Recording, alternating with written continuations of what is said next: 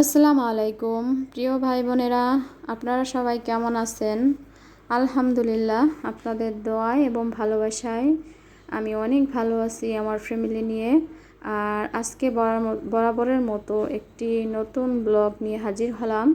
আর আজকে ব্লগটি হচ্ছে সাধারণত যারা আমরা গ্রামে বসবাস করি, মসজিদে এই রমজান মাসে ইফতারি দিতে হয়। আর এই রমজান মাসে ইফতারি আমরা দিতেছি। আর সেই ইফতারি আমি এবং আপনার ভাইয়া দুজন মিলে রান্না করে রোজা রেখে ভর দুপুর সময় রান্না করতেছি দুইজনে মিলে। আর সেগুলোই আপনাদের সাথে শেয়ার করলাম। আর আজকের ভিডিওটি ভালো লাগলে প্লিজ লাইক, শেয়ার, কমেন্ট এবং সাবস্ক্রাইব করবেন। আর সাবস্ক্রাইব করে পাশে থাকবেন ইনশাল্লাহ। প্রচুর রোদ উঠেছে বাইরে, রোদে তাকানো দেখা যাচ্ছে না। আপনাদের ভাইয়ের মাথায় ছাতা ধরে রাখছে আমার এক ভাইটা। আর এদিকে আমি তাকে আগানি গোছানি হেল্প করে দিচ্ছিলাম যতটুকু সম্ভব ততটুকু। আপনারা দেখতে থাকুন আজকের ব্লগটি।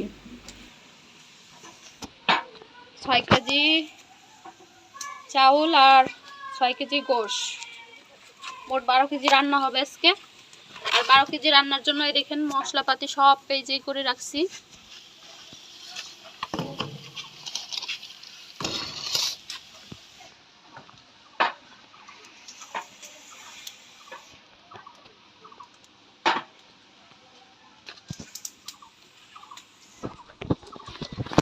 এর জন্য দুইটা মশলা নিচ্ছি, এই দুইটা মশলা নিচ্ছি। আর হচ্ছে এই যে দারচিনি, দুধ, তারপরে এই যে জিরার, বাদাম, পেঁয়াজ। আর এই যে আমি মশলা ব্লেন্ডার করছি, এখান থেকে নিয়ে নেবে।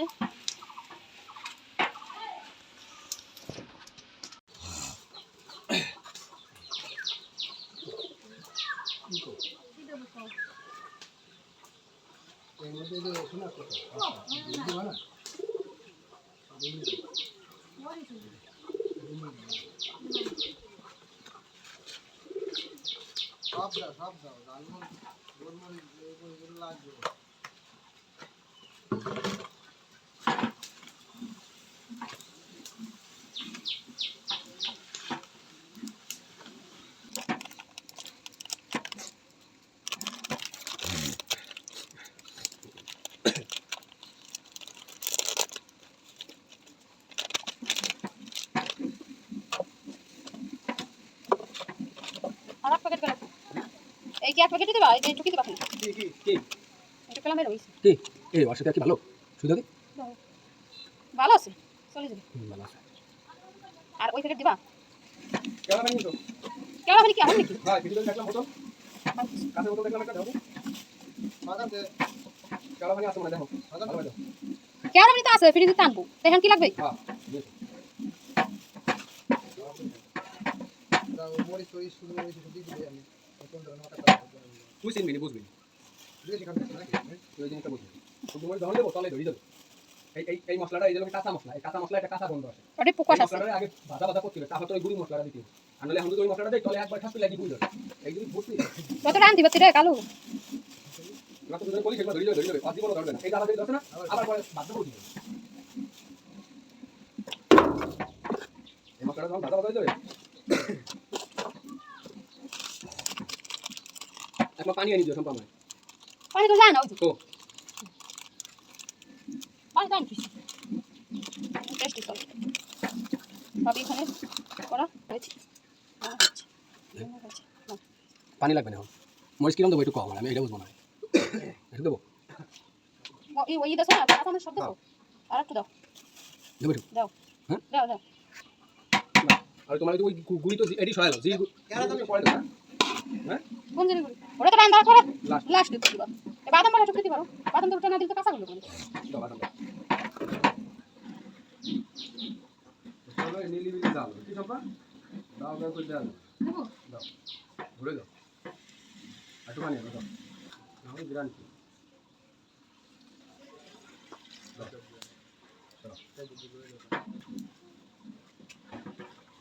নিকালে দাও চলো নিকালে দাও চলো আচ্ছা এখন ঘুরে ঘুরে দে ভাই দেখা কালারটা দেখছো?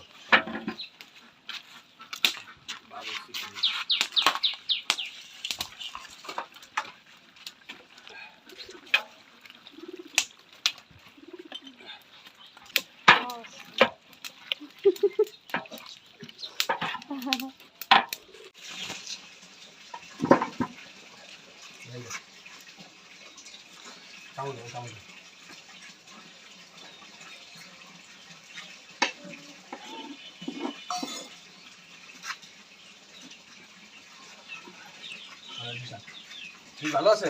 ডিশ তুই আনছি।